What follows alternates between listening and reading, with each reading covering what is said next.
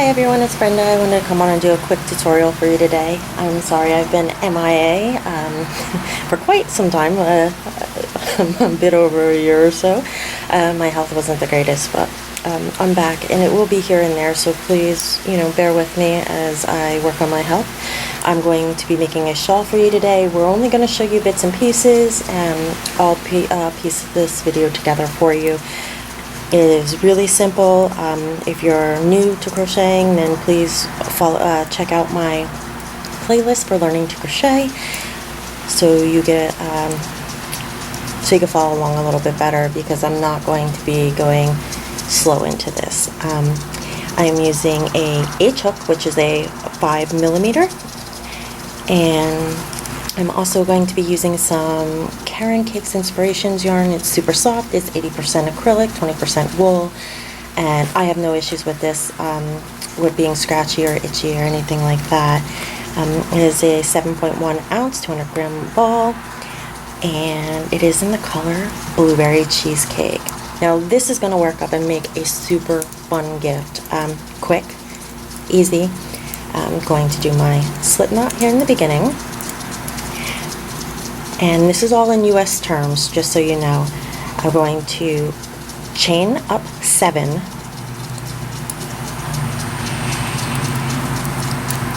count 5 from the hook. We're going to do a shell, and a shell is 2 double. In this case, we already have the 1 for your chain 3, and chain 1. And then 2 double, all in that same space. And that is your first shell. Now we're going to skip a chain, go into the last chain on your hook there, and from the hook, and we are going to again make another shell. So 2 double, chain 1, 2 double.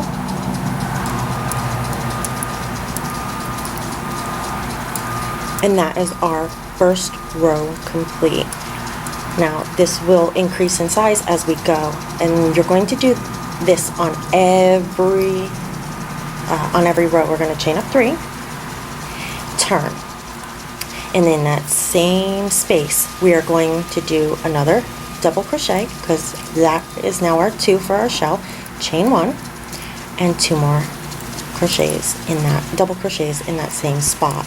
First shell made. Now we're going to go to our first chain space there, and we're going to do the same exact thing. 2 double crochets in there, a chain 1, and 2 more double crochets. I'm sorry if I'm going fast for you, but this is more of a beginner's pattern, just for somebody who's been crocheting for a while. Like I said, if I'm going too fast for you, please feel free to go back to my videos, or you can stop this and slow it down. Now we're going to skip 4 double crochets there, or just go into your next single crochet, your next chain 1 space, and we will do the exact same thing. 2 double crochets, a chain 1, and 2 double crochets. Now you can see that you are left with 2 there. Now you have finished that row. So we are going to now chain up 3, which counts as our first double crochet of our next round, and we are going to, in that same space again, double crochet 1 time, because that'll make our beginning of our shell, which is 2 doubles. Do our chain 1 and 2 more doubles in that same space. Now you look for your next chain space, and we're going to do the same thing, another shell.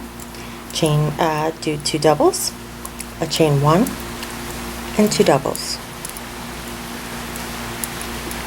And look for your next chain 1 space, which is after 4 doubles that we're skipping. 2 more doubles, chain 1, and 2 doubles, all in that chain 1 space. This is all we're doing through the entire shawl process, is making those shells in our chain 1 spaces, or on the beginning of the row after your chain 3. So we will skip our 4 doubles, or just find that chain 1 space, and we're going to do the same thing. 2 doubles, chain 1, 2 doubles, Now this is super simple. You could get into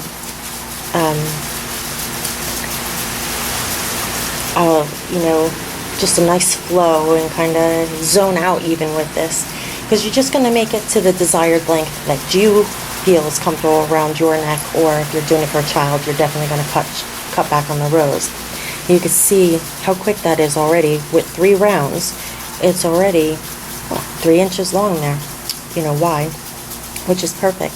This will actually be the very bottom that would hang down either on your back if you want to wear it that way, or if you want to wear it as a scarf, it would hang down towards your belly.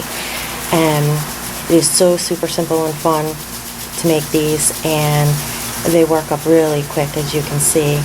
So I'm going to work further on this, and then I will show you the finish, come back and show you the finished project and how to fasten off and weave in your ends. I'll see you guys soon.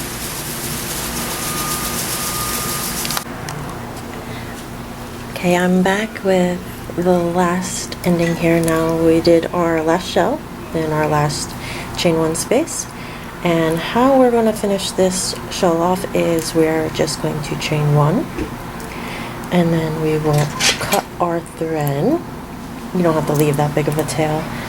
This is all that is left from that skein, so perfect for your scrapping if you're going to use scrappy projects or scrappy blanket.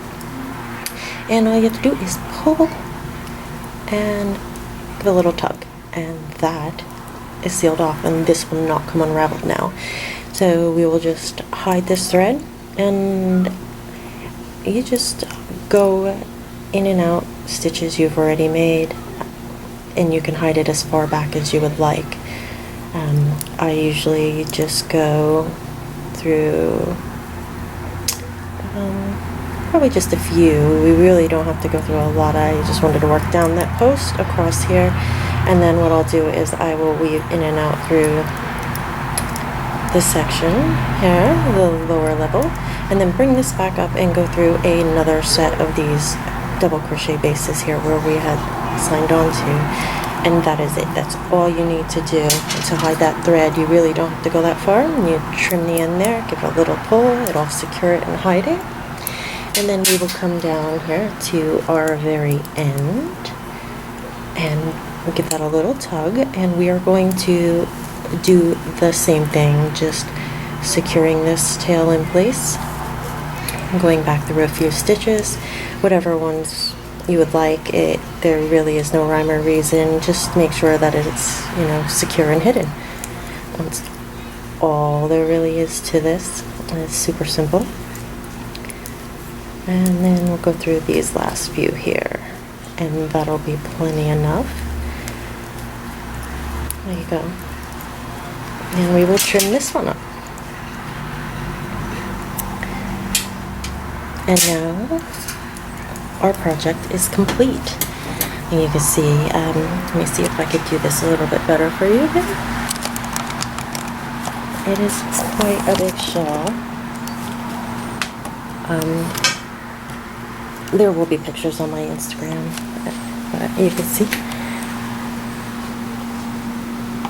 And that is how the Karen yarn had worked up in its striping. I love the result. It's super cute, and I know it'll be well received for a gift. Thank you all for joining me today. I hope you enjoyed the tutorial. If you have any questions or anything, leave them below and I'll try to get back to you at my earliest convenience. Have a great one, guys, and happy holidays.